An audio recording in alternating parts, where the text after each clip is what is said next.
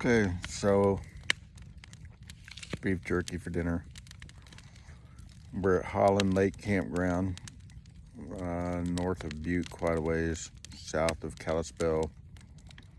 Whatever the highway is that runs south out of Kalispell, I can't remember. 83, yeah. So it got really cold 2 nights ago when we came out of Glacier National Park. Found a cabin there in St. Mary. Pricey, but worth it because it was toasty. Keith Jordan, Leroy came over that morning and met up. We had a good visit out in the parking lot. I hadn't seen him in years. He's living the RV life now and having a good time.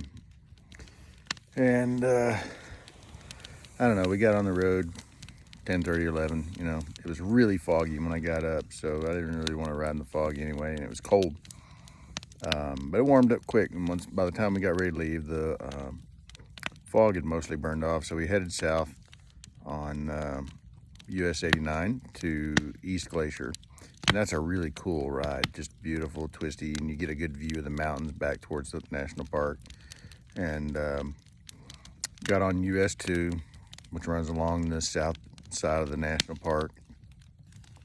Still a nice ride, but more traffic. You know, you get behind guys pulling RVs and whatnot, which kind of sucks. Or you get behind guys on cruisers that don't know how to corner, and even Sarah was trying not to run over the guys because they were going so slow. Anyway, eventually got back to the west entrance, and right there where there's the little train station in the entrance, across the store, there's like a little Conoco or something, and it's got a restaurant in it and a little gift shop and a gas station. And so we actually went in and decided to get something to eat, and it was actually very reasonably priced. I was impressed, and I got a BLT, and it was 15 bucks, and I'm thinking, man, 15 bucks for a BLT. It was one of the best BLTs I've ever had. I mean, it was so good. And then they had really good French fries as well.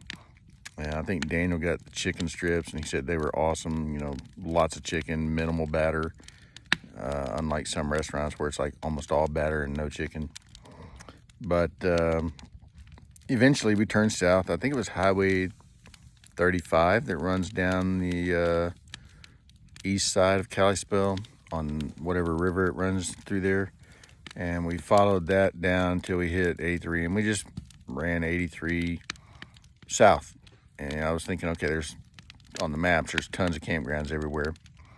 And eventually we got to a little Mission Mountain Mercantile gas station. I think it was another Conoco or Sinclair, I can't remember. Big store though, it looked really nice. Their bathrooms were out of order. We had to use porta potties in the parking lot that were just unbelievably hot. But went inside, and they have like a full deli that made really good sandwiches and stuff. So everybody got something to eat. Got a scoop of ice cream or two in a waffle cone. Really good.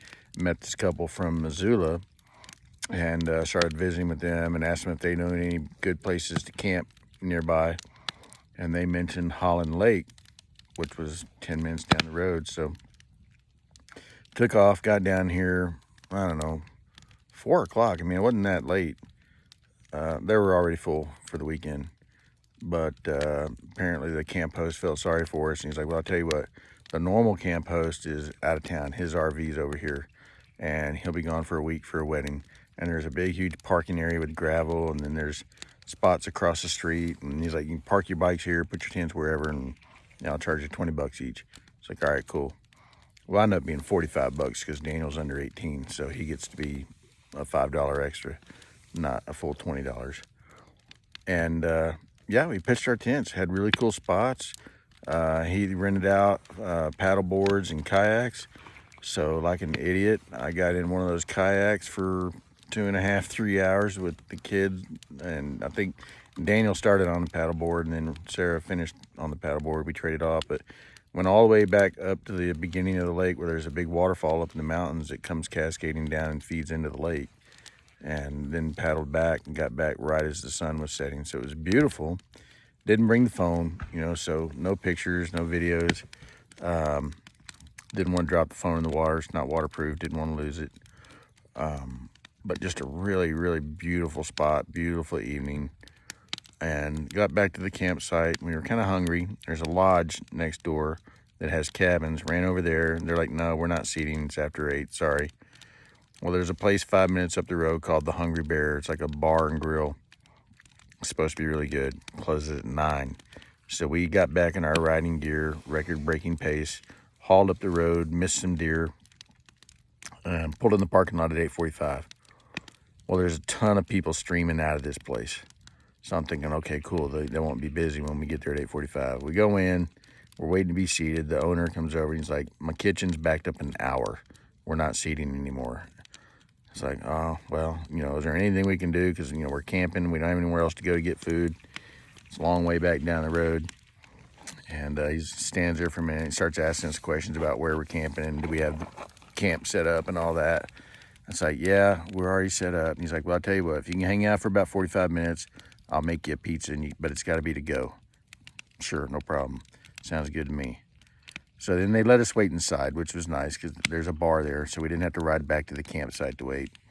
But there were also some other people in the bar area waiting on food, so they finally got their food. And then the guy brings out the pizza, 45 minutes later, like you said.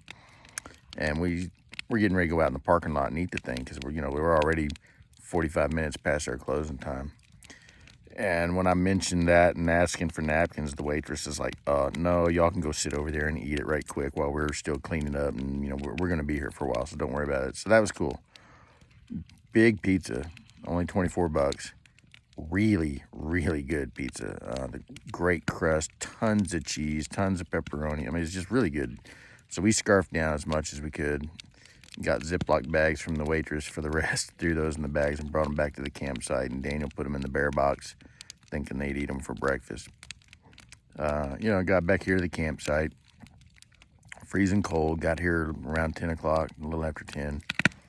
So while we were in full gear and relatively warm since we weren't moving, we walked back over to the lake and just laid down on the rocks on the shore there and looked up, and there was no moon, no cloud, unbelievable stars. One of the best star nights on the whole trip so far, which is something I was really hoping for.